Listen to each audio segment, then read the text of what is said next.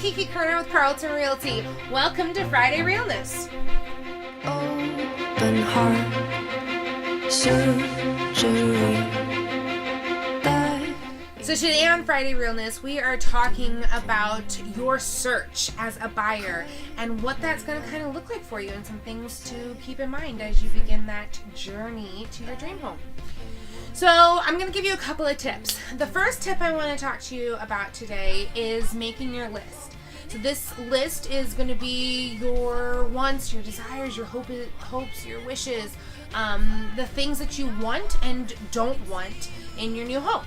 So you're going to need to create a list. Get a piece of paper out and just start really racking your brain. Go to Pinterest, go to Instagram, go find the inspiration wherever you need to find it and start making the list of the things that you want. Start thinking about the last couple of years. When was the last big shift? Did you finally are you ready to move out on your own and no longer have roommates? Do you have a family now? Did you just get married? So think about those life changes that have happened to you recently and start to think about, okay, so now that this has happened, what do I need out of my home? What do I absolutely have to have? What is a necessity for the functionality of my lifestyle now? So those are the things, that's going to be your need category. Then you're going to have your wants and wishes category. And that's the things that would be super fantastic if you had them, but they're not necessary. You can still survive and you can still be completely happy and satisfied in your life without having those things. Like, maybe that's a pool or a jacuzzi, or maybe that's just 4 bedrooms. Maybe you can survive on 3, but 4 would be ideal. Whatever that is, that's your wishes and wants. Then you have your, I don't want that, I don't want to see it, don't bring it near me, get it out of my face, the I don't want section. So those are your 3 categories that I think you should have on your piece of paper. And then you're going to go through and you're going to start putting things into those categories. But in the beginning, you want to be super generous with those categories, especially my must-haves and the absolutely no way, Jose. Those 2 categories, be super generous with those and be very, not generous, but I would say lenient. How about that? We'll say lenient. Be very lenient on those because you don't want to pigeonhole yourself, especially in the beginning. What you ideally want to do is say, ideally, I want 3 bedrooms. However, we're going to open that up to 2 bedrooms to 4 bedrooms because what you might find is you'll say, I need 3 bedrooms. Think about why you need those 3 bedrooms. Do you need those 3 bedrooms because it's just you, or maybe you and your spouse, and you also want to have a room for guests, but then you also need an office space? Maybe that's what it is. Okay, well, that actually could be a 2-bedroom. That could be 2 bedrooms, and then there's a den. There could actually be a den. Or it could be 2 bedrooms and you realize that the basement actually has a nice area and a nice space for an office, or studio or whatnot. The other thing too is there could be a bedroom down, like a room down there. It can't be constituted as a bedroom. So that kind of wouldn't really be 3 bedrooms, but there is a room down there that you can use as an office space, just not as a bedroom. So kind of start thinking about that stuff, so you want to allow yourself that kind of grace and that space. The other thing is when you do, you're going to give this list, ultimately you're going to give this list to your realtor, your agent, and then they're going to be able to put that into doing a search for you for homes. They're going to be able to put that into a spreadsheet and say, okay, what comes up? What homes fit this criteria? So going to 4 might be a good idea because, sometimes depending on what market you're in, it can take a very long time before you'll find your home. I mean, some people it can take 3 to 6 months before you find your dream home. So a lot can happen in that time period. Maybe you get a puppy and you want a puppy room.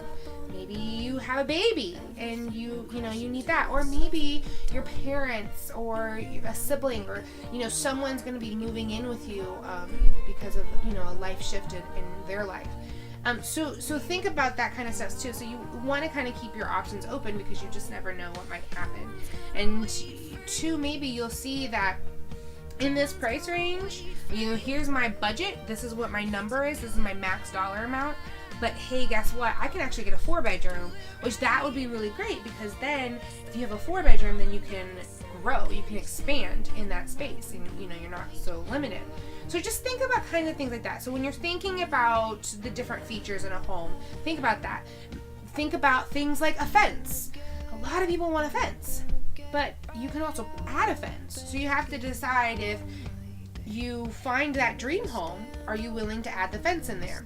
And if that's the case, then say, okay, so we don't need to add a fence as a part of our criteria. That's a want. That's not an I need.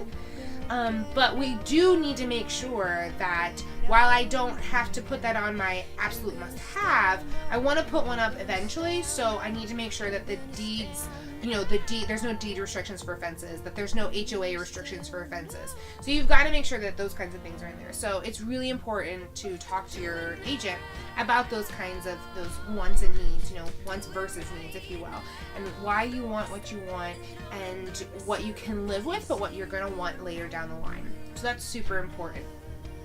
And then I don't want that. Be very, very like stingy on putting things into this category, because what you think you don't want today, you might see in a home and say, okay, however they did it, that's really cool. Sometimes you'll walk in, you'll be like, I never want to see beat board in my life, right? I hate beat board. Okay, well, I personally like beat board, but people don't like beat board. But then they might go to a house where there's like some beat board in there, and they'd be like, okay, I actually really like that. I like how they did that. So it's like, things like that. So you just gotta be really careful with putting stuff in that I don't want that category, because you might find that like it actually is okay. Or it could be something where, maybe it's, I don't know, we'll just use fence, because I'm on fence. That's on my brain. So it could be a fence, and if it's a fence, well, you can take the fence down. So, whatever it is, like, you just think about things like that. Like, is it something that maybe I could take it out or replace it with what I want? So think about those kinds of things. So that's your list. The second thing to really keep in mind is, now you're going to start going to the search. You're going to start actually getting out there and searching it. Once you've created your list and you've talked it over with your agent's going to start sending you properties, homes to look at. As you look through those homes, really look through the pictures, but pictures can be deceiving. So just do as much as you can to really get a feel for the home, and then decide if you want to go see it. So now you're going to go see it. So it's time to go see it. Well, okay, here's some things to remember. One, wear comfortable clothes. We're very comfortable clothes, because you're going to be in and out of things. Make sure you check the attic out, so you'll want to be able to go up into the attic if that's accessible. Sometimes homes can be kind of dirty, so like be prepared for that. You just want to be prepared for a lot of different things, so wear super comfy clothes, and then wear comfy shoes. But on the flip side of that, make sure you're wearing shoes that you can take on and off easily, because a lot of homes, especially if they've been remodeled or if they've been well kept for, they will ask you to take your shoes off, especially if it's during bad weather. So wear shoes that you can slip on and off easily. Speaking of bad weather, I would definitely bring yourself an umbrella. If it's, spring, summer, fall, bring yourself an umbrella. Make sure you've got that handy in your car, so that way you can just whip it out, because there's nothing worse than getting stuck in a rainstorm and you have to run into the house and you have no umbrella. That's no fun. Obviously in the winter, make sure you have your jacket, because it can get a little nippy. And some houses, they don't, some homes, maybe they've been winterized. So if it's in the wintertime and the home's been winterized, there's no heat, there's no electricity. It can be cold. So just kind of keep that kind of stuff in mind. Other things to think about, just as you're going through these homes, we want you to be super comfy. We want you to feel like it's your home. We want you to really experience the home. Envision yourself living there. Envision your friends coming over. Envision your family growing there. Envision all those life moments that you would be having in your home. You want to really dig into that. However, you also want to be respectful of who actually lives there, because at this moment in time, you don't live there. It's not yours yet. So don't go snooping through the drawers. Try to keep it nice and respectful as far as that goes. But still feel comfortable. And that, that's a really big point that I really want to take, really want you guys to focus on, is that ultimately you want to walk into the home and you want to feel like it's home. So really just allow yourself to do it. Imagine what it would smell like if it was your smells. Kind of try it and really take yourself to the future of what life would look like if you were to live here. Go to the backyard. Okay, think about how you would landscape it. What would a dinner party, or a barbecue back here look like? In the kitchen, how would you paint, decorate? How would the walls be painted? What does it look like for you? And can you see that? Does it make sense for you?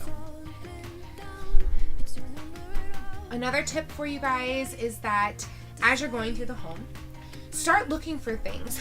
Look at the ceiling. Are there cracking? Is there any cracking? Are there signs of settling?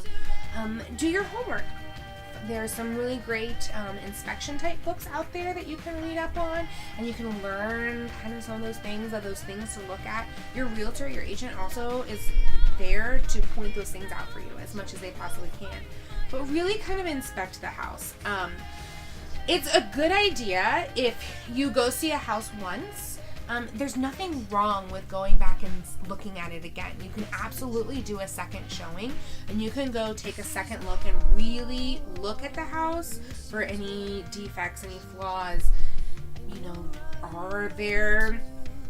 Is there any cracking on the windows? Are the ceilings cracking? Are the walls in the basement bulging? You look for things like that. The backyard, does it slope towards the house, or is it sloping away from the house like it's supposed to so that water drains away? Look for the gutters. Are your drain spouts shooting water out 6 feet from the house, or are they going down to, into the ground towards a tile? You look for those kinds of things. Really be, get your little detective magnifying glass out and start looking for that stuff. Those are the things that you're really going to want to know going into it. And obviously your realtor is there to try to point as much of that out as they possibly can of anything that they see. But definitely keep those kinds of things in mind. My last advice for you as you're looking for your home is just relax. Don't be too quick to pull the trigger. Sometimes we go to a home and it's like, I want to buy it. I'm going to buy this house right now. I don't want to miss out. Don't get into that missing out, jive. Come at it within a place of abundance. Recognize that if this is not the home, that's okay. There's a better home out there. Because 9 times out of 10, the home that you see the first time that you think is the dream home, but then you don't get it, there's probably because there's a better home out there, so just keep that in mind. And it's okay to take a night and just think about it. And if the home is sold while you're thinking about it, that's okay. There's something else out there for you. This market is insane in many parts of the country right now. It's absolutely nuts. I know in Columbus, a home will go on the market and it's sold by the end of the day. It's nuts. And that's causing a lot of people to really jump in. And that's fine for so many people. And if you are 100% sure, absolutely go for it, do it. But also recognize that there's nothing wrong. There's nothing wrong with taking your time. This is a really important decision in your life. And the last thing you want to have is any kind of regret. So don't get in that fear that you're gonna miss out. It's okay. Breathe. we'll figure it out, you know? You and your agent, you guys will figure it out together. And so just relax. It'll be okay. You know, you can always ask your agent, say, I'm 99% sure that this is the home I want. So can you just do me a favor? Can you write the contract up? But I want to think about it. I need time to think. I need time to breathe. But I recognize that we got to move quickly. That this is going to be a home that's, you know, it's going to go fast. So I want you to have it prepared, but I need to breathe. I need to sleep on it. I need to really let it soak in. And that's okay. Recognize that this is your journey. Don't ever let anyone push you into it. Do it at your pace. Do what's right for you, because this is your journey. This is your dream home. This is your adventure. You are in control of this. It's all about you. All of it. It's all about you. Well, I hope that was all very helpful for you guys. It was just a few little quick tips on searching for your dream home. If you guys have any questions, I'm always here to answer anything that you have, anything that comes up. So feel free to DM me, give me a shout out, email, text, call, whatever works for you guys. I'm always here to help. And I'll do my best to either help you myself or point you in the right direction. I can't wait to see you guys next week. And until then, happy hunting. Bye. You burn me